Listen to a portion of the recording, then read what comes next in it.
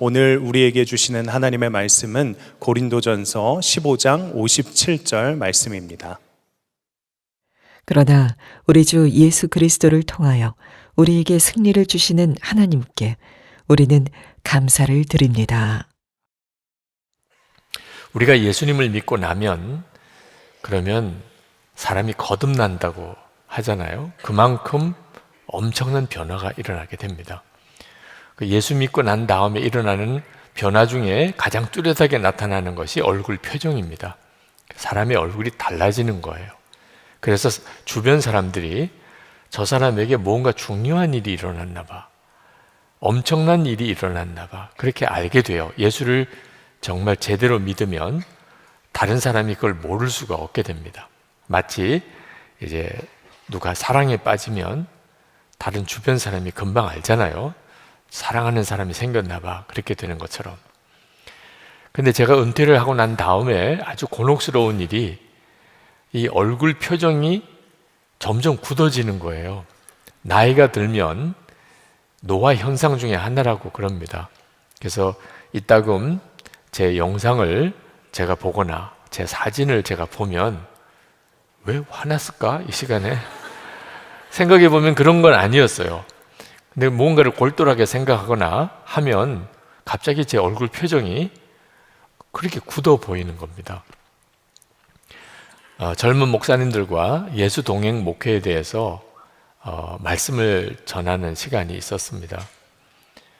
그때 제가 말씀을 끝나고 이제 질문과 또 응답을 하는 시간인데 어느 목사님이 그런 질문을 하세요.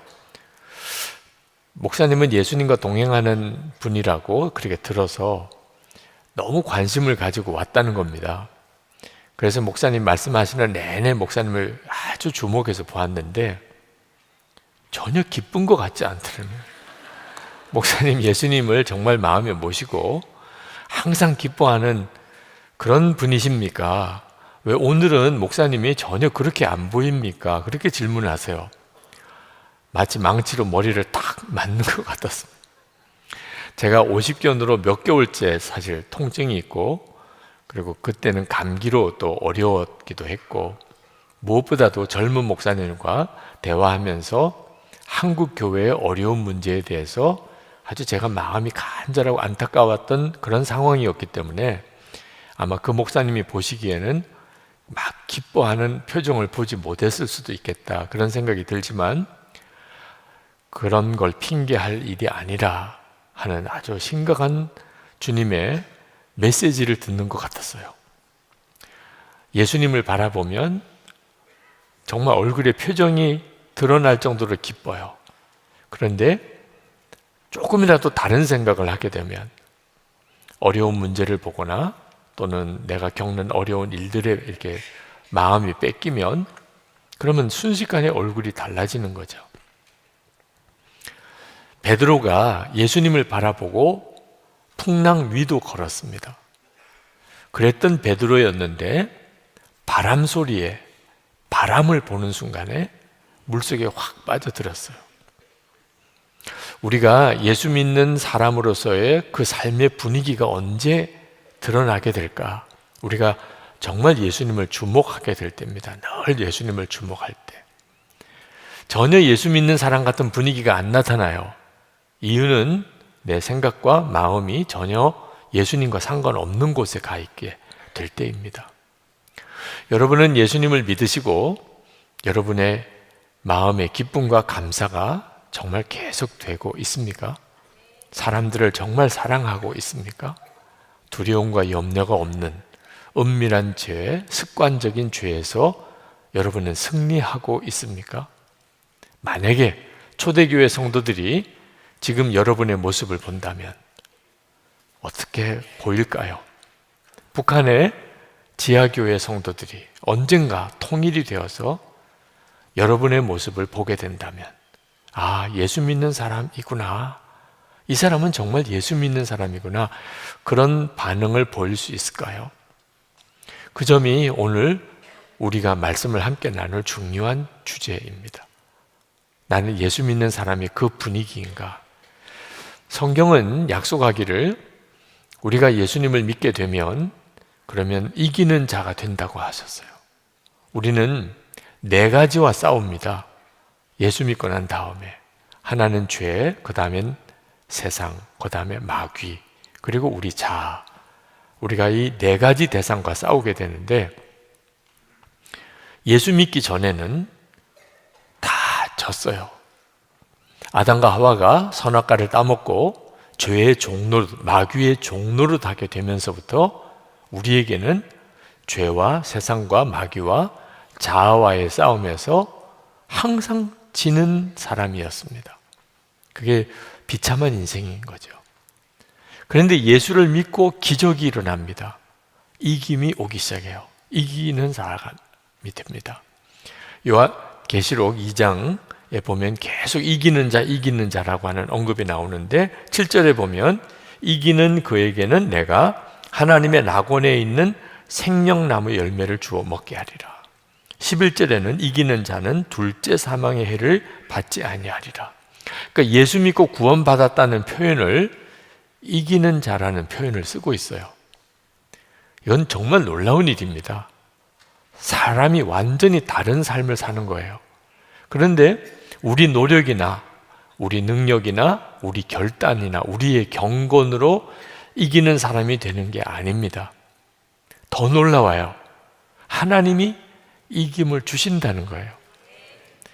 고린도전서 15장 57절 오늘 말씀을 우리 개정개혁 성경으로 같이 한번 읽어보십시다.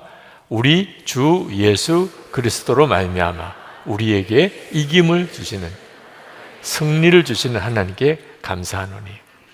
이건 정말 놀라운 말씀이에요. 이게 복음이거든요.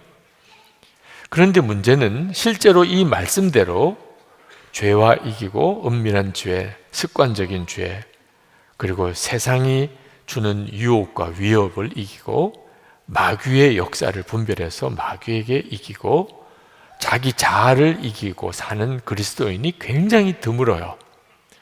여러분 자신은 어떠셨나요? 지난 한 주간 동안 여러분의 삶은 이기는 자의 삶이었나요? 아니면 패배하는 자의 삶이었나요? 골리앗과 싸울 때 사울 왕과 이스라엘의 군사들은 골리앗이 두려워서 숨었습니다. 당연히 두려울 만한 대상이에요. 구척장신, 키만도 3m 가까운 그런 장수예요. 누가 감히 그 골리앗과 싸울 수 있을까? 그런 분위기예요. 당연히 두려워서 숨어 있을 수밖에 없는 분위기인데 예수 믿는 삶이 세상에서 이런 모습인 것은 너무 비참한 거잖아요. 우리가 혈기나 우리의 성질, 또 습관적이고 은밀한 죄, 우리가 세상에 나가서 살아가는 동안 겪는 유혹과 또는 핍박, 마귀의 역사, 우리 자아와의 싸움에서 무서워서 항상 패배하고 숨어 지내야 되는 모습이 우리 자신의 모습이라면 이건 정말 아니잖아요. 우리가 예수를 믿으면 더 이상 이렇게만 믿고 끝낼 수는 없잖아요. 도대체 어떻게 우리가 세상을 이길 수 있겠는가? 오늘 말씀에 그 열쇠가 나옵니다. 우리 주 예수 그리스도를 통하여 우리에게 승리를 주시는 하나님, 그렇게 말씀하고 있어요. 하나님이 우리에게 승리를 주시는데 주 예수 그리스도를 통하여 주신다는 겁니다. 여러분 이 말씀을 잘 주목해야 돼요. 주 예수 그리스도를 통하여 그렇게 승리가 오는 겁니다.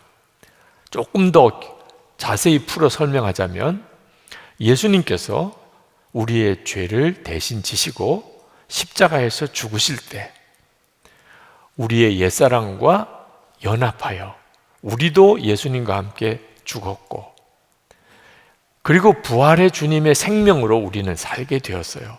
그 말은 예수 그리스도께서 우리 안에 오셔서 우리의 생명이 되셨다는 거죠. 이게 예수 그리스도를 통하여 되어진 일입니다. 이 복음으로 인하여 우리가 승리를 얻게 된다는, 하나님이 우리에게 승리를 주신다는 거예요.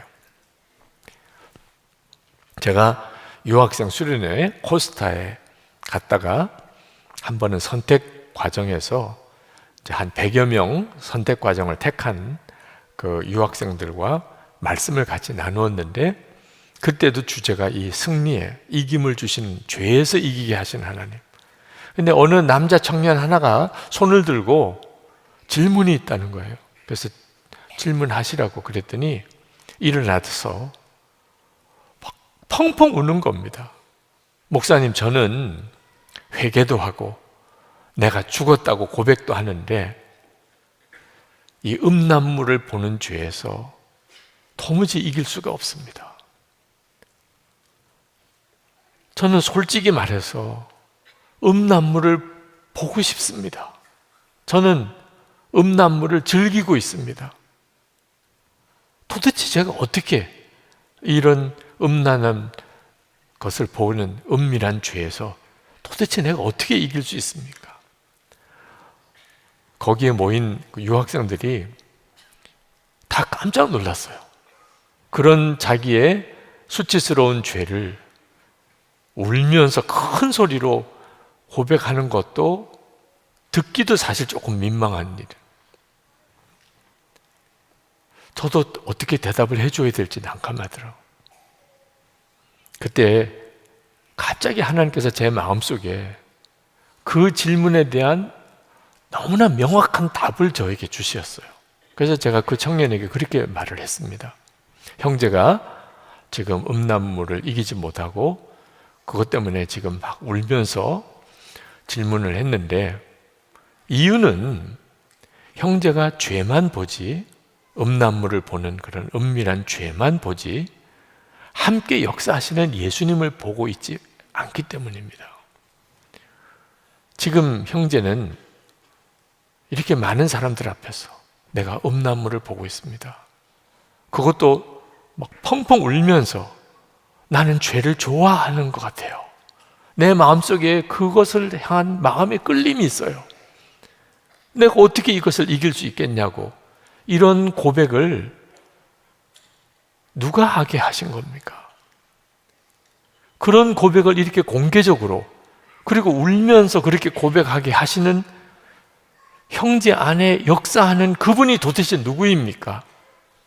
주님이세요. 주님이 아니시라면 형제 안에 이런 안타까움과 그리고 고통과 그리고 간절함을 주실 수가 없어요. 형제는 나는 음란물을 보는 것을 좋아합니다.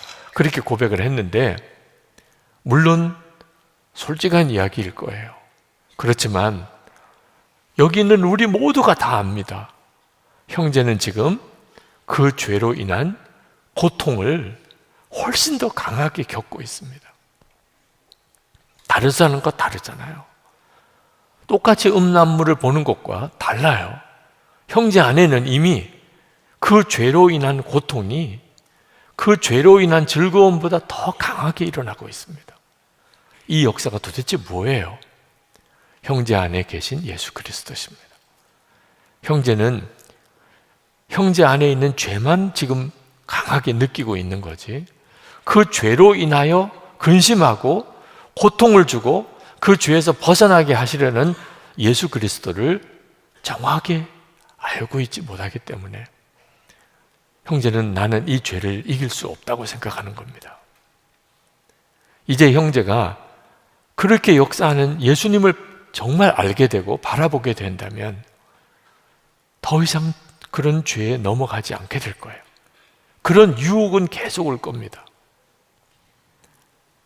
하나님께서 형제에게 이렇게 죄에 대해서, 은밀한 죄에 대해서 정말 처절한 고통을 경험하게 하는 이유는 형제가 진짜 나는 죽고 예수로 사는 십자가의 복음을 붙잡게 하기 위해서 형제의 죄의 실상을 처절하게 경험하게 하는 것입니다.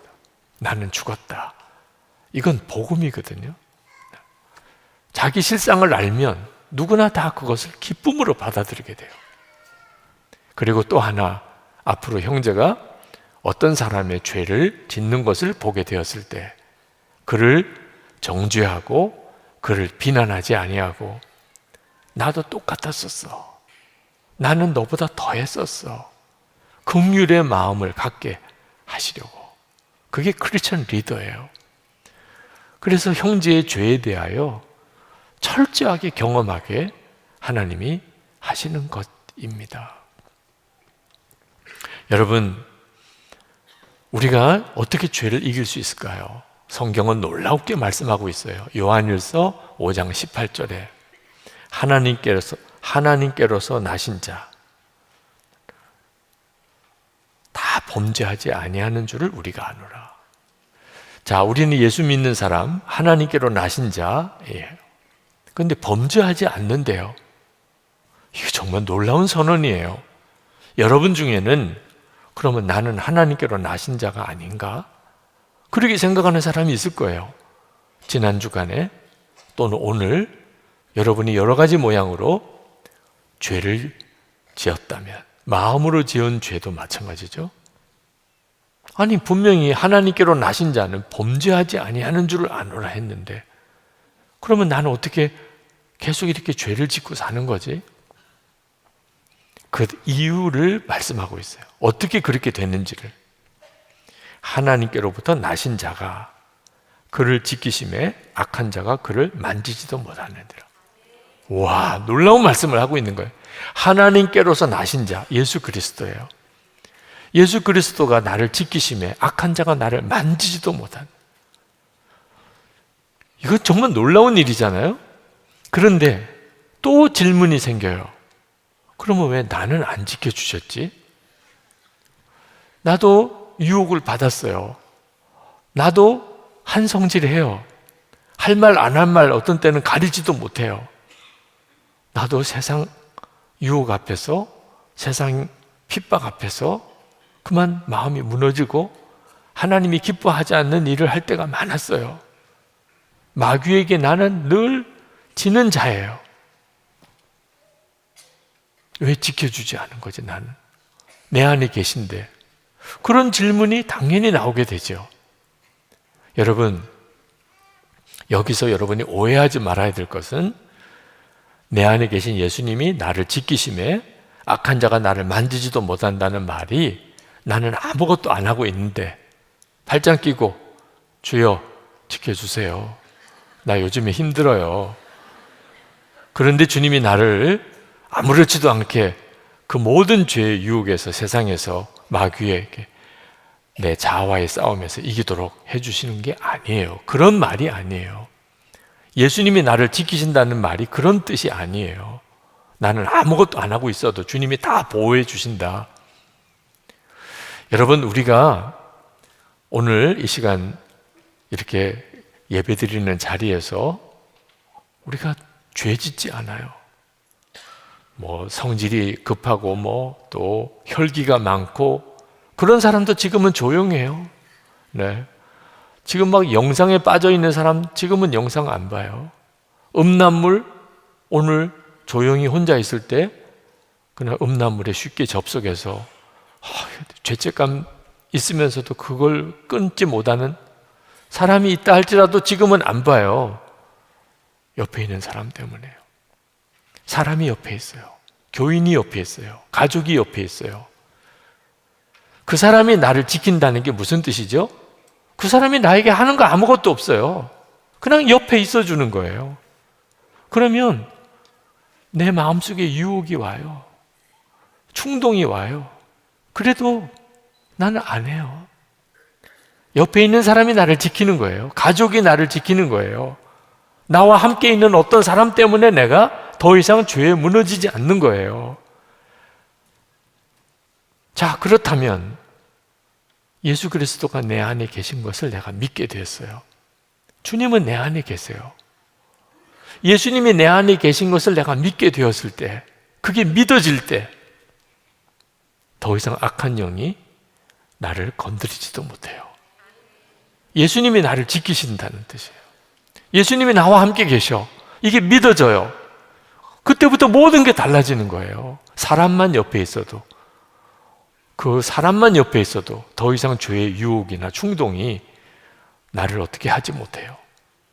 예수님이 나와 같이 계신 게 믿어지면 이건 더 말할 것도 없잖아요. 그게 바로 그리스도께서 나를 지키신다는 뜻이거든요.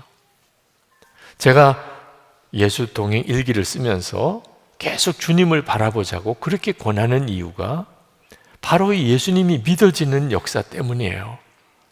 예수님은 우리와 같이 계신데도 믿어지는 건 또 다른 문제예요. 주님이 안 계신 건 아니에요. 그런데 항상 같이 계시다고 믿어지는 것은 저절로 생기는 게 아닙니다. 우리는 대부분 어떤 특별한 체험을 통해서 그런 믿음이 생기기를 생각합니다. 그래서 어떤 특별한 체험이 있으면 갑자기 눈이 열려서 주님이 보이거나 주님의 음성이 육성처럼 들리거나 또는 무슨 특별한 은사를 체험하거나 그러면 주님이 나와 같이 계시구나 이렇게 믿어질까 생각을 하는 거예요. 그런 일이 있을 수 있지요. 그러나 항상 그럴 수 없고 모든 사람에게 그렇지 않아요. 그래서 대부분은 막연하게 기다리다가 끝나요. 우리는 그렇게 기다릴 필요가 없어요. 주 예수님은 지금 내 안에 이미 와 계시니까. 오늘 여러분이 교회에 오신 것이 여러분 안에 계신 주님이 이끄심이거든요. 그러니까 이 믿음으로 주님을 바라보기 시작해야 되는 겁니다. 그래서 매일 주님을 내가 오늘 얼마나 바라보고 살았는지를 매일 기록을 해보자는 거예요. 하루 이틀에는 잘 몰라요. 주님을 바라보는 생활을 이렇게 꾸준히 해나가다 보면 어느 순간에 내 안에 믿음이 달라지기 시작해요. 예수 동행일기를 쓰셨던 어느 성도님의 간증입니다. 한 몇 개월에 걸친 일기를 몇 구절을 이렇게 인용을 해서 간증을 하셨습니다. 예수 동행일기를 쓰기 시작하면서 내 안에 나도 싫어하는 기질이 너무나 많다는 것을 보게 되었다. 일기를 쓰는 동안 나 자신의 초라함만 드러난다. 창세기 1장 26절에 하나님이 이르시되 우리의 형상을 따라 우리의 모양대로 우리가 사람을 만들고 라고 하였지만 지금 내 모습은 하나님의 형상이라고 말할 수가 없다. 하나님, 저를 하나님의 형상대로 만들어 주소서. 10일 만에 다시 쓰는 일기다. 지난 10일을 돌아보면 영적으로 하나님과의 관계가 얼마나 멀어졌는가를 느낀다. 조금만 흐트러져도 예전처럼 나의 생각과 나의 모습으로 아무렇지 않게 돌아가니 더욱 나를 쳐서라도 주발하기를 해야겠다. 오늘은 교통체증이 심하다. 다른 때 같으면 엄청 짜증나는 일이었는데 오늘은 찬양을 들으며 운전할 수 있는 시간이 길어짐에 오히려 감사했다. 예수님이 나와 함께 하신다는 생각 자체만으로 마음이 훨씬 가벼워진다. 저녁 늦게 퇴근해서 가정예배를 인도하는데 아이들의 짜증이 장난이 아니다. 순간 예수님 여기서 화내면 제가 사탄에게 지는 거죠. 바로 주님의 마음을 품는다. 아이들을 달래서 말씀 읽고 묵상하고 축복하고 가정예배를 마무리 지었다. 하루의 마지막을 주님께 영광 돌림으로 마치게 하심을 감사드린다. 여러분 안에 예수님이 정말 함께 계시는 믿음이 달라질 수 있다는 거예요. 막연하게 기다리셔서는 안 되는 거예요. 이미 주님은 여러분 안에 계세요. 만약에 주님이 여러분 안에 계시지 않다면 그러면 주님이 오시기를 기다려야 되는 것밖에 없지요. 그건 뭐 언제까지 기다려야 될지 몰라요. 근데 우리는 이미 우리 안에 와 계세요. 그럼 우리가 할 수 있는 일이 뭐죠? 계속 주님을 바라보는 거죠. 그 일을 해보자는 거예요. 일기로. 그리고 정말 믿음이 달라지는 거예요. 예수님이 나와 함께 계시는 게 믿어지면서 말과 행동이 다 달라지기 시작한 바로 이것이 이김인 거예요. 승리인 거예요. 저는 살면서 죄를 이겨보려고 무던히 애를 썼어요. 그런 사람처럼 보이죠? 네, 정말 죄를 이겨보려고 마음으로 짓는 죄도 짓지 않아 보려고 무던히 애를 썼어요. 근데 결론은 불가능하다는 것이었어요. 저는 어떻게 이렇게 더러운가, 가증한가, 교인들은 저를 꽤 괜찮게 보시지만 실제로 제 안에 있는 내면의 죄와의 싸움은 비참할 정도로 무너져 있는 그런 저 자신이 너무 싫었어요. 그런 저를 사랑할 수가 없었어요. 그런데 어느 날 말씀을 묵상하는데 예수님께서 죄인을 사랑하셔서 이 땅에 오셨. 그 말씀을 읽는데 가슴이 갑자기 뭔가 콱 부딪혀 오는 것처럼 그렇게 눈물이 쏟아졌어요. 예수님이 죄인을 사랑하셔서 이 땅에 오셨다. 그러면 나를 사랑하셨다는 말이죠. 왜? 제게 있어서 가장 큰 죄인은 저 자신이에요. 다른 사람의 죄는 제가 알 수가 없죠. 이 세상에 가장 더럽고 악한 자가 저 자신이에요. 주님은 나를 사랑하셨다. 나도 나를 사랑할 수 없는데 어떻게 주님이 나를 사랑하시나? 그때 주님께서 저에게 말씀하시는 것 같았어요. 내가 할 일은 내가 너를 사랑한다는 사실을 믿는 것이라는. 주님은 제가 올바르게 살고 죄에서 이기고 온전히 경건하게 사는 것을 기뻐하시겠죠. 그러나 내가 그렇게 살지 못한다 그래서 주님은 저를 미워하시거나 버리지 않으신다. 끝까지 저를 사랑하시고 붙잡아 주신다. 그걸 믿으라는 거예요. 그때는 그게 그렇게 기쁘고 좋았어요. 그런데 믿음이 쉬운 일이 아니에요. 이래도 사랑하실까? 지금 이 순간에도 나를 받아주실까? 그렇게 흔들리는 순간이 너무너무 많은 거예요. 분명히 주님은 죄인을 사랑하신다고는 했지만 이런 지금 내 모습도 사랑하실까? 이런 지금 나의 형편도 주님이 받아주실까? 아닐 수도 있잖아. 이건 진짜 무서운 거예요. 의심이라고 하는 것은 정말 무서운 영적인 역사예요. 근데 그때 그 문제에서 저를 벗어나게 한 것이 예수 그리스도께서 제 안에 계시다는 것에 대한 확신을 갖게 된 겁니다. 예수님을 주님이라고 그렇게 믿고 고백하는, 하나님을 아버지라고 그렇게 당당하게 내가 부를 수 있는 것. 하나님이 은혜를 주실 때 그 은혜 주시는 것을 내가 알게 되는 것. 내 마음속에서 용서와 사랑의 마음이 일어나는 것. 내가 하나님을 기쁘게 하지 못했을 때 성령의 근심을 내가 느끼는 것. 하나님의 일을 하고 싶은 소원이 내 안에 일어나는 것. 어떻든지 복음을 전해서 영혼을 구원하고 싶은 마음이 내 안에 생기는 것. 다 제 안에 일어나고 있는 일이에요.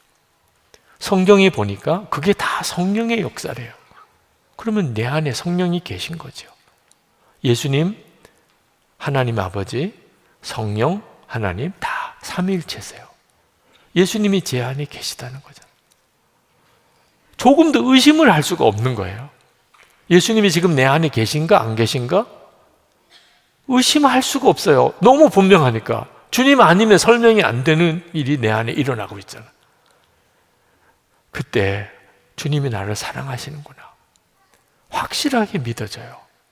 예수님이 제 안에 계신 것보다 주님이 나를 사랑하시는 증거가 뭐가 더 있겠어요? 그보다 더 큰 증거가 어디 있어요? 예수님은 내 안에 계신데. 이건 정말 놀라운 일이에요. 예수님이 나와 함께 계시다는 게 진짜 믿어지니까 주님이 나를 사랑하신다는 게 확신 위에 거하게 되고, 그게 믿어지니까 그 다음부터 죄의 무너짐이 이기기를 얻게 된 거예요. 죄의 무너짐에서 이기게 된 거예요. 저는 여전히 세상이 두려울 때도 있습니다. 이 세상을 어떻게 살아가지? 유혹이 다가오는 것이 무서울 때도 있어요. 내가 유혹을 이길 수 있을까? 핍박을 내가 끝까지 이길 수 있을까? 그런 생각이 들 때도 있어요. 나 자신은 너무 초라하고 의지도 약하고 힘도 없고 그런 저 자신이 너무 초라하게 보여요. 그러나 한 가지 분명한 것 있어요. 여전히 예수님은 제 안에 계시다는 거예요. 저는 끝까지 예수님을 붙잡을 자신이 없을 수도 있어요. 그건 보장을 못 하겠어요. 나는 끝까지 예수님을 붙잡을 거야. 그렇게 못할 수도 있어요, 저 자신. 그런데 예수님은 끝까지 저를 붙잡으실 거야. 이거 하나는 분명하게 믿어요. 제가 어떤 순간에 있든지 주님은 나를 끝까지 포기하지 않으시고 나를 붙잡으실 거야. 그래서 저는 지금 확신하고 있어요. 저는 주님만 믿을 거예요.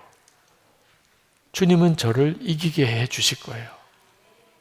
저 자신에게 달려있는 게 아니라는 거예요. 주님에게 달려있어요. 근데 주님이 저와 함께 계세요. 이건 정말 놀라운 일이에요. 그 말씀을 여러분과 오늘 정말 나누고 싶은 거예요. 주님이 저를 여기까지 이끌어 오시는 동안에 주님이 저를 통해서 역사하실 수 있었던 것은 전적으로 믿음이었어요. 주님이 저와 함께 계신다는 그 사실. 혹시 여러분 중에 예수님이 나와 함께 계시는 것에 대해서 나는 아직도 잘 모르겠어. 누가 만약에 진짜 예수님이 너 안에 계셔? 그러면 계시다고 듣기는 했는데 이렇게밖에는 대답을 못할 사람 오늘 이 자리에 있을 수 있어요. 예수님이 정말 내 안에 계시다. 확실해. 나는 그 정도의 믿음은 없습니다. 그런 분이 계시다면 오늘 여러분이 이제 받을 성찬을, 이 은혜를 정말 믿음으로 취하셔야 돼요.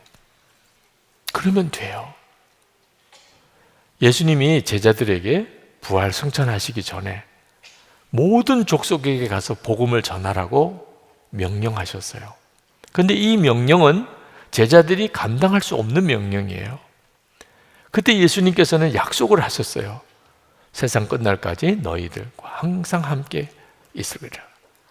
예수님이 항상 함께 있으리라고 하는 이 약속이 오순절 성령 강림으로 이루어져서 그들은 순교하기까지 복음을 전할 수 있었어요. 그런데 예수님의 이 약속이 단순히 말로만 전해진 게 아니고 성찬을 하게 하셨어요.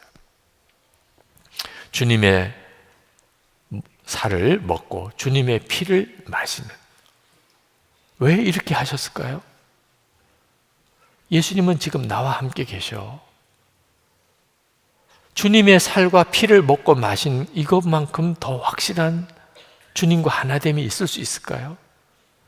예수님이 성찬을 왜 그렇게 하라고 하셨을까요?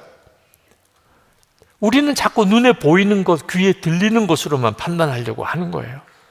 예수님이 진짜 나와 같이 계신가? 지금도 나와 같이 계실까? 우리 교회와 함께 계실까?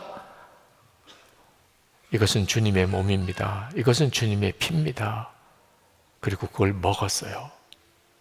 아니, 뭘 도대체 어떻게 더 이상 의심하라는 거예요? 문제는 믿음으로 받을 건지 그냥 예식의 하나로 그냥 참여할 건지 그것만 여러분에게 달린 거예요. 나는 오늘 성찬을 받았어. 주님의 몸을 먹고 주님의 피를 마셨다고.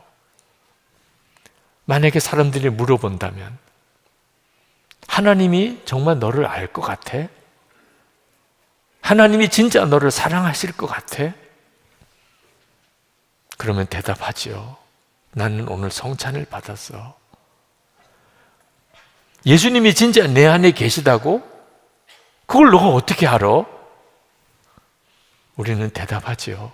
나는 성찬을 받았다고. 아니, 하나님이 너를 승리를 주신다고? 너같이 나약한 자, 너같이 의지가 약한 자, 너같이 보잘것없는 자가 세상을 이긴다고? 마귀를 이긴다고? 내 자아를 이길 수 있다고? 내 성질 변할 것 같아? 나는 성찬을 받은 사람입니다. 그게 우리의 답이 될 수 있는 거예요. 이건 엄청난 은혜예요. 여러분이 사는 세상이 좀 더 좋아질 것이라고 저는 여러분에게 말씀드릴 수가 없어요. 더 어려워질 거라고 오히려 말씀드려야 될 거예요.